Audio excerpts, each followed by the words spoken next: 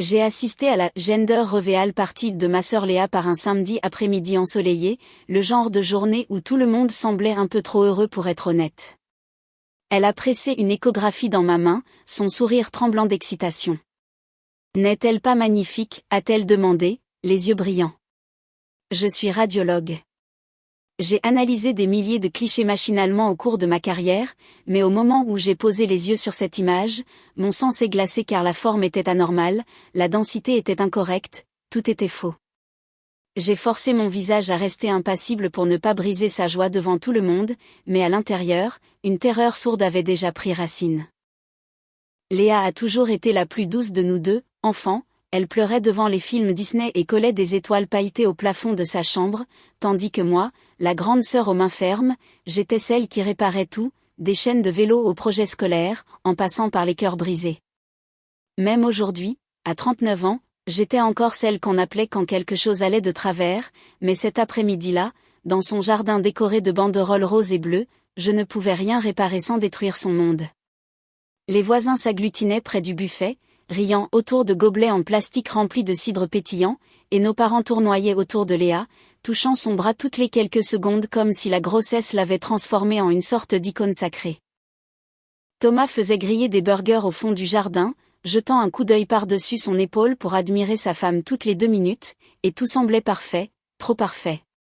Manon, prends une photo de nous, a crié maman en agitant son téléphone depuis l'autre bout de la pelouse. J'ai levé la main pour un petit signe vague, mais je n'ai pas bougé, mes yeux toujours rivés sur l'échographie cachée dans ma paume. Je l'avais regardée une fois de plus par instinct, espérant que ma première impression était fausse, mais ce n'était pas le cas, et j'ai senti cette pression familière s'installer derrière mes côtes, le même poids que je portais depuis près de 20 ans à chaque fois que je devais annoncer une mauvaise nouvelle à un patient.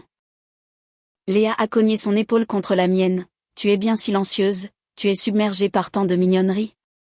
Elle a ri en désignant les décorations, des cupcakes avec de petits points d'interrogation, un ballon géant attaché à une chaise, de minuscules chaussettes roses et bleues accrochées à une ficelle avec des pinces en bois.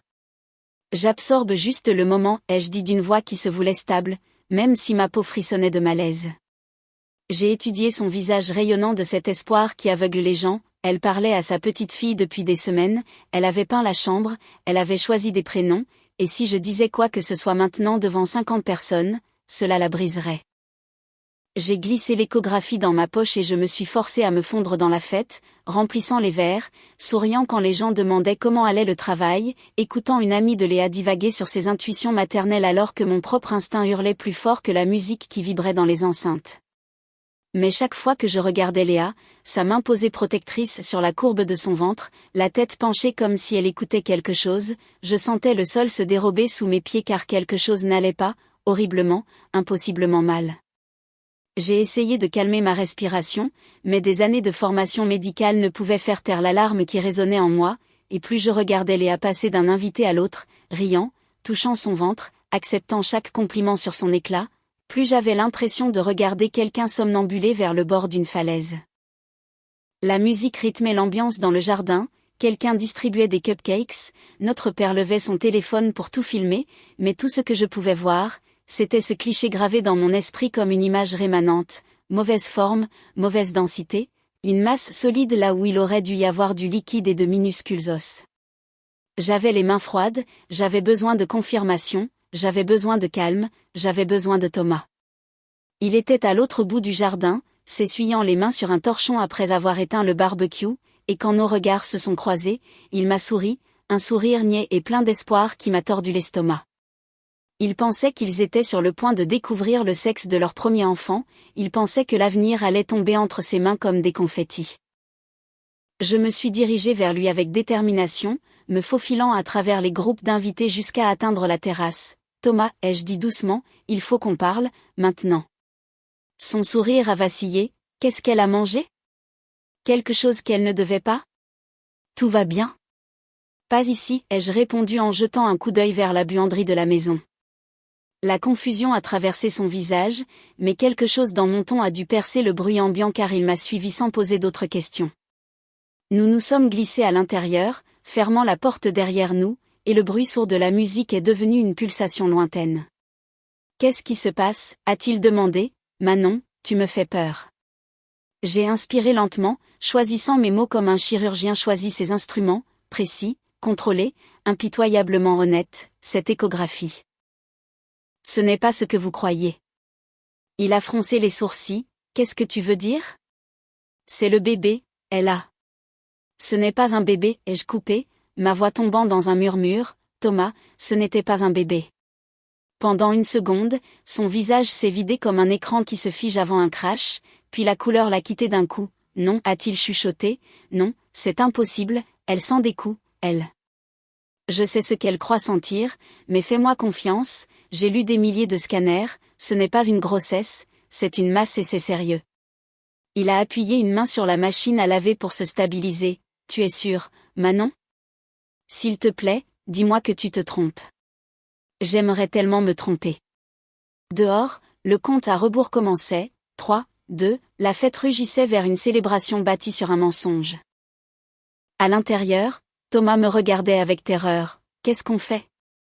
Le ballon a éclaté, des acclamations ont éclaté, son monde se fissurait déjà, le mien avait volé en éclats des heures auparavant.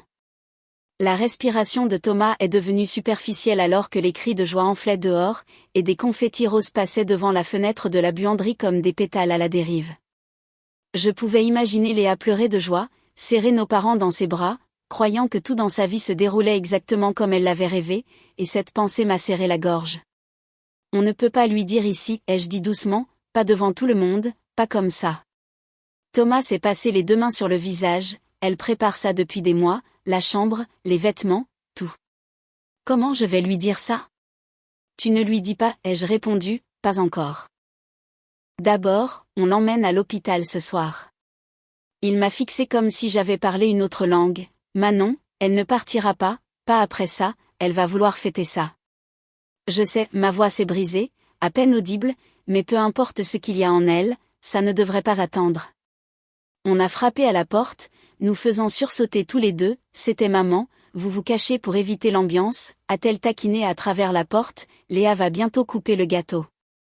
Thomas m'a regardé, la panique refaisant surface, alors j'ai forcé une respiration calme et ouvert la porte juste assez pour sourire, on cherchait juste quelque chose, on arrive tout de suite. Maman a hoché la tête, inconsciente du drame, et est repartie vers le bruit. Thomas a chuchoté, qu'est-ce qu'on lui dit?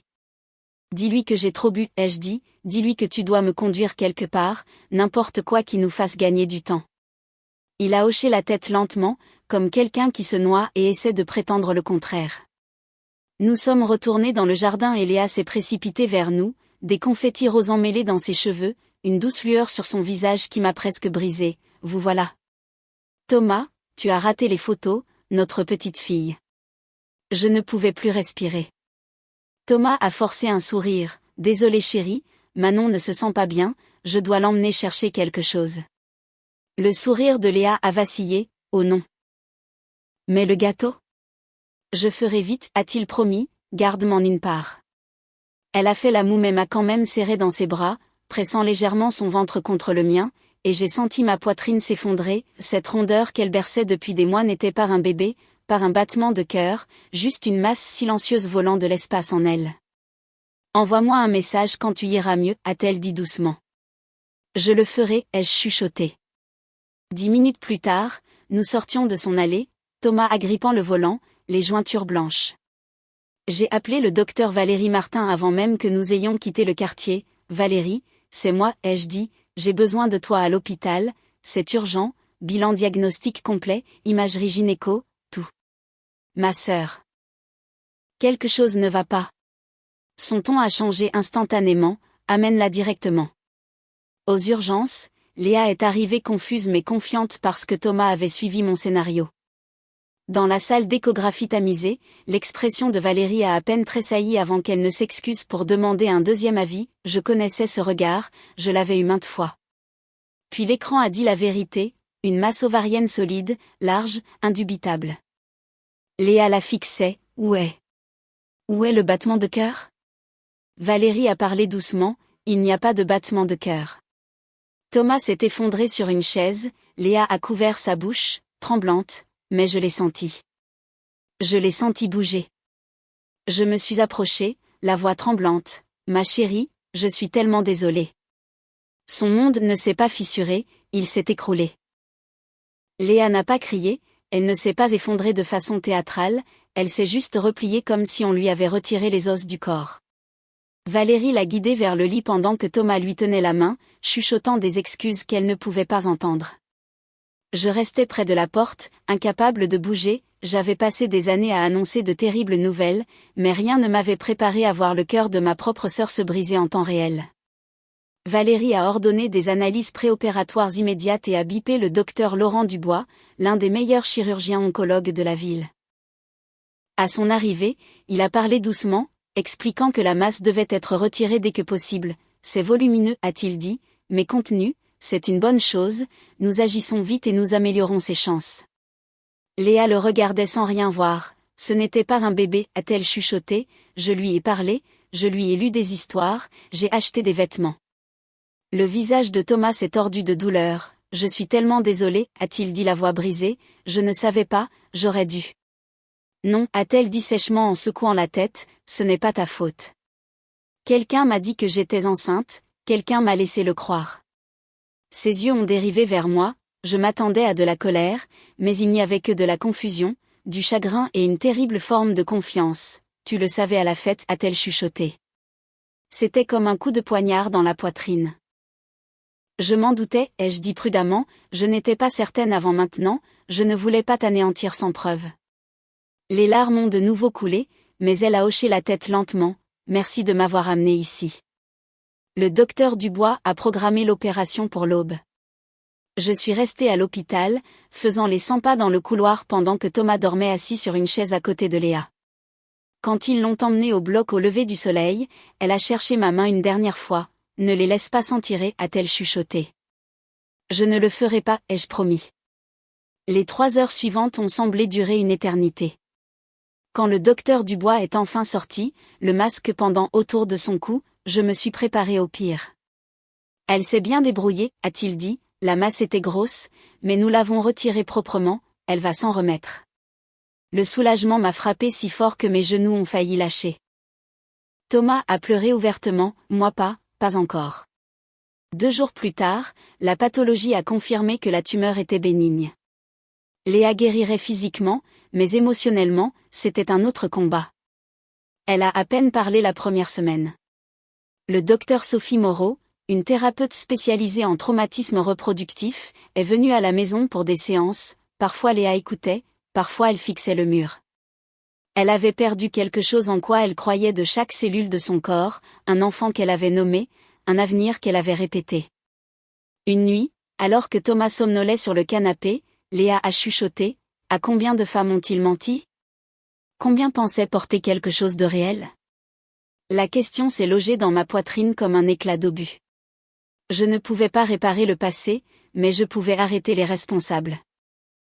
J'ai commencé par la clinique boutique que Léa avait visitée, Cocon et Harmonie, un studio d'échographie souvenir niché entre un glacier et un salon de manucure. Leur site web vantait des aperçus de bébés en haute définition et une précision précoce du genre, sans aucune mention d'échographiste diplômé, aucun avertissement sur l'absence de diagnostic médical, juste des forfaits, des promotions et des avis élogieux. J'ai creusé plus loin. Enterrés parmi les éloges se trouvaient quelques commentaires inquiets, une mère à qui on avait dit qu'elle attendait des jumeaux pour apprendre qu'un des jumeaux était un sac vide, un père à qui on avait promis un bébé en bonne santé avant de découvrir de graves anomalies lors d'un vrai rendez-vous obstétrique, une femme qui avait juré avoir entendu un battement de cœur pour faire une fausse couche des semaines plus tard. J'ai contacté ces familles une par une. Julie aille a pleuré en me racontant comment Cocon et Harmonie avaient insisté sur le fait que son bébé était parfait alors que son obstétricien avait trouvé des malformations congénitales 2 jours plus tard. Laura Pérez a dit qu'il lui avait promis un garçon, elle a accouché d'une fille avec une anomalie chromosomique qu'il n'avait jamais mentionnée. La femme de Michel Tan a perdu sa grossesse après que le centre ait manqué des signes de complications. Ambre Wu a failli mourir quand sa grossesse extra-utérine n'a pas été détectée, ils m'ont dit que tout allait bien, a-t-elle dit, bien.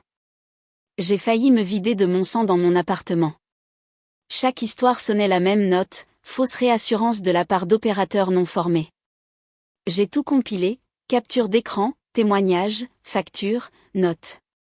Puis j'ai appelé Marc Vernier de l'Agence régionale de santé. Il a écouté attentivement, puis a dit, « Nous surveillons des endroits comme celui-ci, si vous pouvez rassembler plus de cas documentés, nous pouvons agir. » Je n'ai pas dormi pendant 2 jours, j'ai interviewé des familles, collecté des rapports médicaux, demandé la permission de partager leurs informations, et lentement, un schéma a émergé, une carte de négligence, de mensonges et de vies brisées. Ensuite, j'ai contacté la journaliste Sarah Bernard, connue pour avoir exposé des fraudes dans le secteur de la santé. Elle n'a pas hésité, « Envoyez-moi tout », a-t-elle dit, « ça doit être mis en lumière. » Avec les preuves en main, elle a préparé un segment pour le journal télévisé du soir, mais avant sa diffusion, Marc a organisé une visite coordonnée chez Cocon et Harmonie pour une fermeture officielle. Je suis allée avec eux. Corinne Delacroix, la propriétaire, se tenait derrière le comptoir d'accueil quand nous sommes entrés. Murs roses, peluches, fausses affiches médicales, c'était un théâtre de la maternité bâti sur la tromperie. « Je peux vous aider ?» Son sourire a vacillé en voyant les insignes officiels. Corinne Delacroix, a dit Marc fermement, « Cet établissement opère sans les licences requises, vous avez l'ordre de cesser tous les services immédiatement. » Elle s'est raidie, « C'est juste un commerce de souvenirs, les gens savent que c'est pour le plaisir. » Non, ai-je coupé, ma sœur vous a cru, elle a failli mourir à cause de votre plaisir, et elle n'était pas la seule. Pour la première fois, la peur a scintillé dans ses yeux. C'est ridicule, a-t-elle bafouillé, votre sœur a du mal comprendre. Elle a entendu un battement de cœur, ai-je dit froidement, venant d'une tumeur. Elle s'est tue. L'équipe de Sarah est arrivée après la sécurisation des lieux, ils ont filmé l'intérieur, les preuves, les documents officiels. Sarah m'a interviewé sur le trottoir, « Que voulez-vous que les téléspectateurs comprennent ?» a-t-elle demandé. Que l'échographie n'est pas un divertissement, ai-je dit, c'est de la médecine, et quand des gens non formés prétendent le contraire, des gens sont blessés. Le reportage a été diffusé ce soir-là et une onde de choc a traversé la communauté. D'autres familles se sont manifestées, des procès ont suivi. Maître Isabelle Rousseau, une avocate tenace spécialisée en droit de la santé, a déposé un recours collectif représentant les victimes. Le procès a duré des mois. J'étais assise derrière Léa alors qu'elle témoignait, la voix tremblante mais ferme. « J'ai aimé un bébé qui n'a jamais existé », a-t-elle dit, parce que quelqu'un m'a tendu une photo et m'a dit qu'elle était réelle, ce mensonge a tout changé. Corinne a fixé la table tout le temps. Au verdict, la salle d'audience a retenu son souffle, coupable sur tous les chefs d'accusation. Corinne a été bannie de toute activité liée à la santé et condamnée à payer des dédommagements. Elle a quitté le tribunal menotté. Ce n'est qu'à ce moment-là, seulement quand la justice a eu un visage et une sentence, que je me suis autorisée à respirer. Léa a pris ma main, « Tu as tenu ta promesse », a-t-elle chuchoté, et pour la première fois depuis des mois, elle a souri. Le rétablissement de Léa n'a pas été linéaire, certains matins, elle se réveillait déterminée à reprendre sa vie en main, prête pour ses séances avec le docteur Moreau, prête à se promener ou à cuisiner quelque chose de simple, d'autres jours elle parlait à peine, assise sur le canapé enveloppée dans une couverture pendant que la lumière du soleil se déplaçait sur le sol. Le traumatisme réarrange les gens silencieusement d'une manière qu'on ne remarque que lorsque le monde ralentit. Thomas veillait doucement, apprenant quand intervenir et quand lui laisser de l'espace, il était différent lui aussi, plus doux, plus protecteur, moins certain de la bonté du monde. Parfois, je le surprenais à regarder Léa avec une expression mêlée d'amour et de peur, comme s'il craignait qu'elle ne se dissolve s'il clignait des yeux. Je passais souvent, apportant des courses, aidant pour les petites tâches, gérant les appels d'assurance, tout ce qui semblait trop lourd pour eux. Nos parents passaient avec des plats préparés et des réconforts maladroits, essayant encore de comprendre comment tout ce qu'ils avaient célébré à cette fête avait été construit sur une imposture. La guérison n'était pas spectaculaire, c'était des tasses de thé silencieuses, des respirations lentes, de longs silences qui n'exigeaient pas de réponse. Les mois ont passé. Un soir, Léa m'a appelé et m'a demandé de venir, sa voix contenait quelque chose que je n'avais pas entendu depuis longtemps, de la stabilité. Quand je suis arrivée, la maison semblait différente, plus douce, plus chaleureuse. Thomas a ouvert la porte avec les yeux rouges, mais un sourire aux lèvres, « Dans le salon » a-t-il dit. Je suis entrée et je me suis figée. Léa était sur le canapé, berçant un petit paquet enveloppé dans une couverture jaune pâle. Les yeux sombres du bébé clignaient vers la pièce comme si elle décidait encore si elle avait sa place ici. Voici Sophie, a chuchoté Léa, nous avons finalisé l'adoption ce matin.